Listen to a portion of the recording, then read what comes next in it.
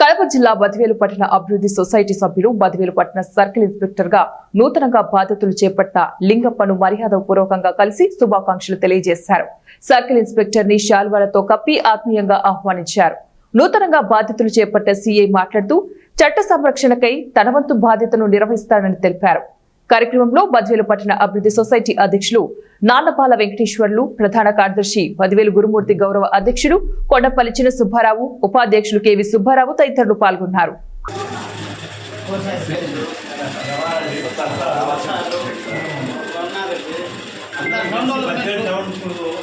ప్రజల మౌలిక సదుపాయాలు కానీ వాళ్ళ కావాల్సినటువంటి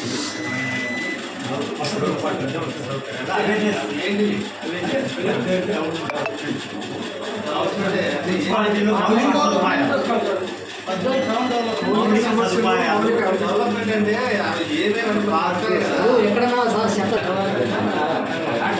కూడా క్యాంప్ పెట్టాం సార్. తర్వాత ఐ క్యాంప్ పెట్టాం సార్. తర్వాత ఏదైనా పెద్దవాళ్ళకు షుగర్ టీవీ అని డాక్టర్ నుంచి చూపించేది, అక్కడ వాళ్ళకి ఐ క్యాంపులు మెడికల్ క్యాంపులు పెట్టించేది చేపిస్తాను సార్. తర్వాత మొక్కలు ఇవన్నీ నాటుతాను సార్.